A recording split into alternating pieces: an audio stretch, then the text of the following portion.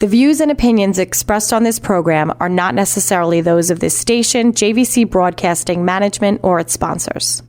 With so many people living longer, the fear of outliving your money becomes a reality for many of us. Will I be a financial burden? Will I outlive my money? How will I be remembered? My name is Neil Himmelstein, president of Main Street Planning Group. Please contact me by visiting mainstreetplanninggroup.com. That's mainstreetplanninggroup.com, or call 631-647-4694. I will introduce you to strategies that will guarantee you will not outlive your money, that can guarantee you will not be a burden on your loved ones. Through a collaborative approach, we will uncover solutions that offer tax-efficient strategies, lifetime income, and legacy planning, choice, organization, direction, and education. That is the code we stand behind. Contact mainstreetplanninggroup.com. That's mainstreetplanninggroup.com, or call 631-647-4694. And listen to me every Friday at 3 p.m. as I host the Main Street Code for Financial Success, right here on 103.9 LI News Radio.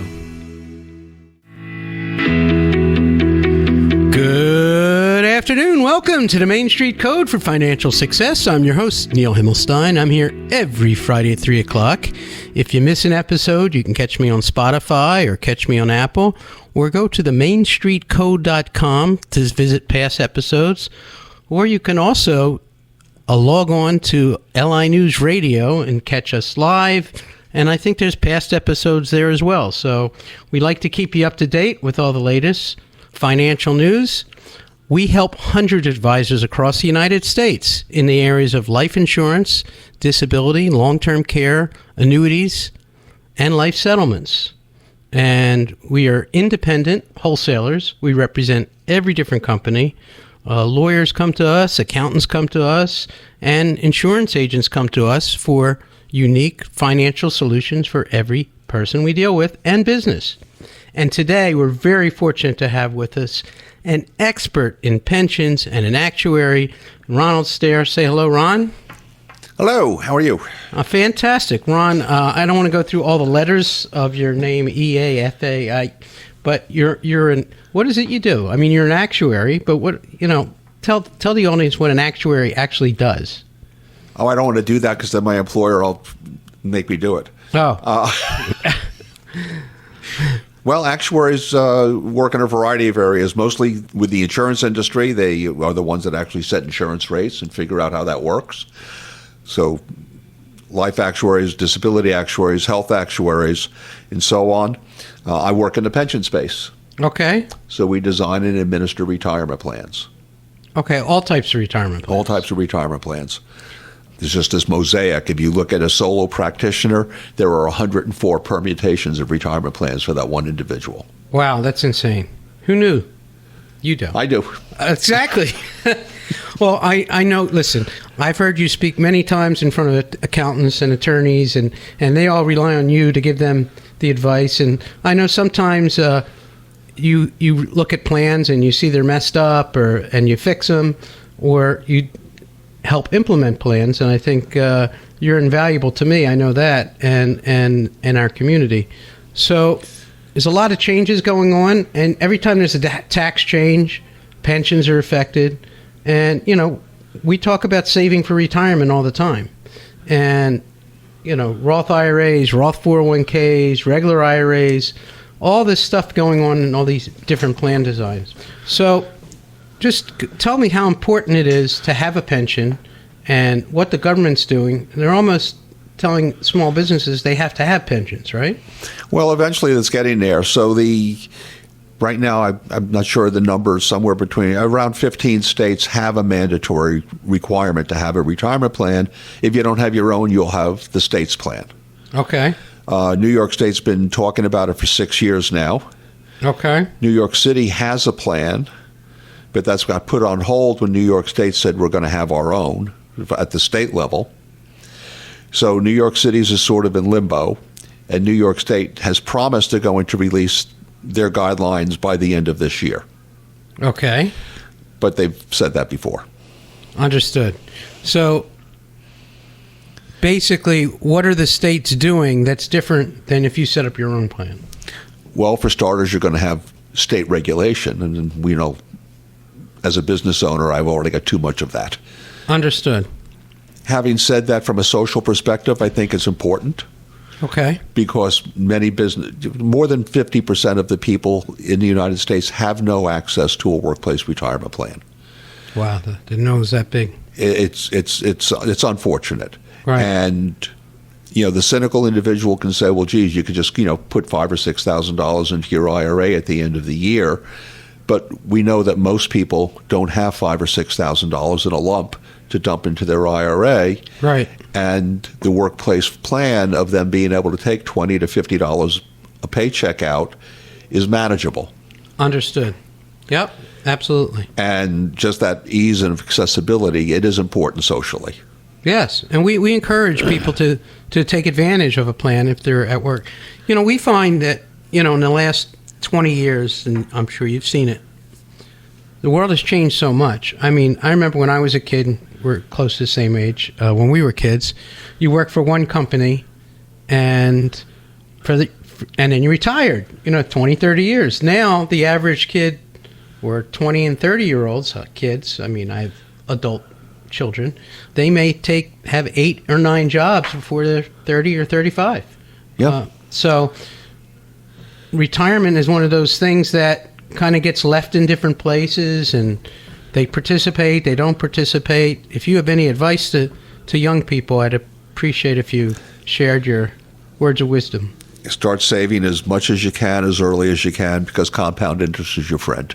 Right. Compound interest meaning that there's no tax when you're compounding this interest? Is that what you're referring to? Well, it's all tax deferred, but the point of the matter is, if I have somebody starting putting money in a plan at 21 and they stop putting money in at 31, they will have more money than somebody that starts at 31 and puts money in until 65, given the same interest rate. That's crazy. Wow, that's just because of that 10 additional years of compounding. Interesting. That's very powerful. That's very powerful.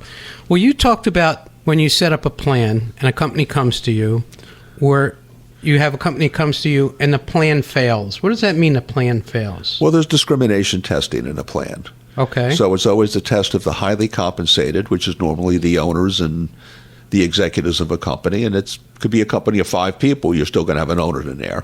Right. So it's a test of those highly compensated people versus the non-highly compensated people. And the government basically says, I can't discriminate in favor of the highly compensated person. Everybody has to be treated at some level of equality within a plan. Right. And the most popular plans today are 401ks, or are they still 401ks, or are they simple IRA? I mean, what are you seeing out there? Well, first of all, if the government says simple in the title, it's not. Right. So whether it's a simplified employee pension, or known as a SEP, or a simple IRA, they come with their own set of compliance silliness. And if you're not careful, you could get zinged, and most people pay no attention to them at all once they set them up. Right. So just be aware there are rules there. Yeah. I tell people that they should review everything every year, including their life insurance, their pension, their this and that, especially if you're a small business owner and you're busy running your business, trying to expand your business, and, it's just another thing. And I always say you want to hire experts, not just, okay, I sign up online on some mutual fund.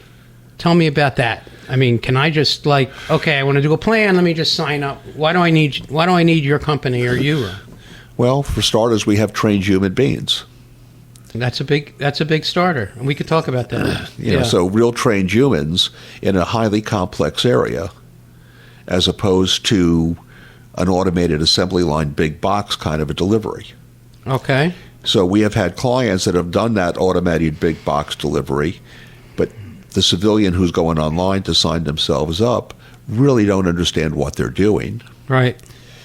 They Google what they can. Right. They check the wrong box, and then something ends up not getting done, or they find they've committed themselves to something that they can't afford. Interesting. And you're seeing a lot of that. We probably do 20% of our annual work is fixing those mistakes. Wow. And the governments are very, very hungry, and the penalties are draconian. Yeah, I know that. It's crazy out there. So Very interesting stuff, and believe me, it gets complicated, and they keep changing the rules. And I want to talk to you about that after the break. We're about ready to go on break. You're listening to the Main Street Code for Financial Success. I'm your host, Neil Himmelstein. If you want to reach me, the best way is 631-647-4694. And Ron, tell us the name of your company and how they can reach you. I'm at BPAS, Creative Plan Designs, which is a BPAS company. And my number is 516-742-6123. Fantastic. And we'll be right back after a quick break. Thank you.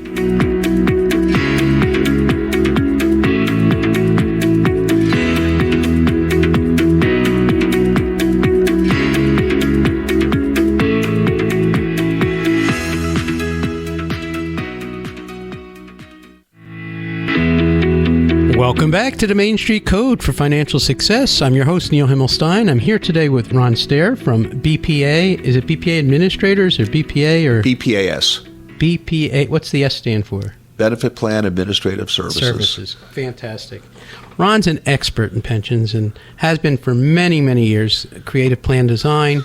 That's your former company or yes? Former company. We were merged into BPAS about 18 months ago. Yeah, fantastic. But I can tell you, I run a group of accountants, attorneys, kind of a network and education group, and Ron has spoken in front of us many times, and many of the accountants and attorneys say, when's Ron coming back? Because we need to know what's going on with pensions, and especially the tax rules and everything else is very complicated. It changes all the time. And every time there's a change, Ron knows what's going on. So I know we just had a big, beautiful bill come out, and there's some changes. I don't know how it affects pension, but I also read in the paper that they're trying to put crypto coin in pensions and some other alternative investments. And you want to talk a little bit about that? Yeah, it scares me a little bit because I find people tend to... Let me back up. Pension plans in general do not have the necessary support from financial advisors that they should. Too many of them are automated. One of our axioms are every retirement plan will have a female participant married to the world's greatest investment genius. Gotcha. Who will want to know how come you're not day trading inside the plan. Oh, boy. And so we start to see these wild fluctuations. And then you start to see things like when the market took a dip back a few months ago, I don't know, right. 8 or 10 months ago, people rushed and put all their money in cash and still have left it in cash. And they missed the recovery. Right. You need a qualified financial advisor to the plan. Right. Absolutely. There's too many do-it-yourselfers out there. Well, people start to worry about fees, and they forget that there's a value attached to some of these fees. Correct. Sometimes there's not, because you get the wrong person. Right. But generally speaking, you want a trained individual to do complicated things, whether it's my side of the fence, your side of the fence. Nobody goes shopping for their doctors based on price. That's true. That's a good point. So why do you take things that are your ability to ultimately retire with some level of dignity? Why are you going to haggle over a few basis points someplace? Right. No, it's a great point. Great point. You need professionals. And too many people are relying on the computer to give them their answers all the time. Correct. And I find it, younger people more so than our generation because they're trained on the computer and they think that box has got all the answers, but it truly doesn't. Well, what I'm seeing, it's interesting, the Gen Zs are actually more involved in the retirement plans than the millennials. Interesting. They have a different mindset of more of a frugal lifestyle. They want to retire. They have this retirement goal in mind, and they are participating in these plans. And they are doing research, and as a result of it, they're not assuming they know what they're doing, but they're coming prepared with better questions. That's really interesting. I'm fascinated by it, actually. I am too. I know my kids are highly sophisticated and ask questions, and I appreciate it.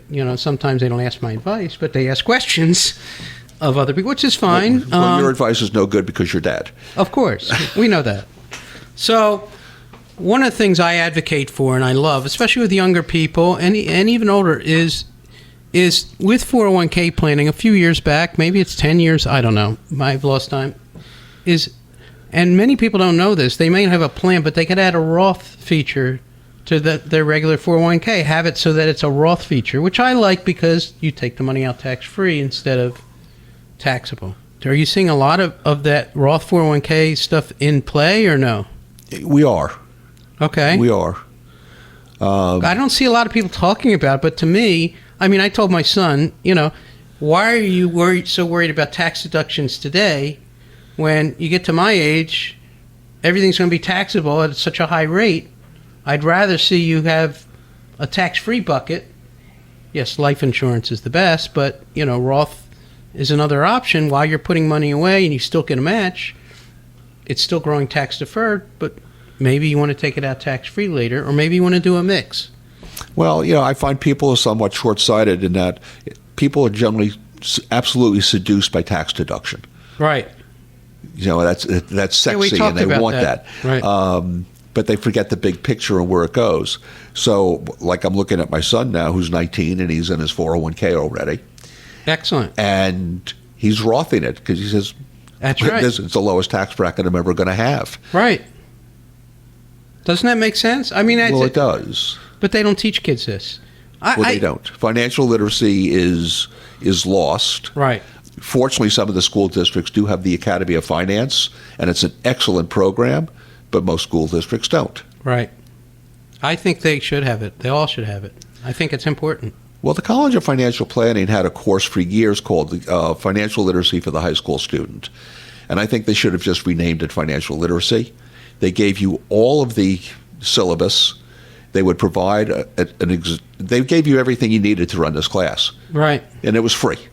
It was through their foundation. And I tried pushing it on Long Island for over 20 years.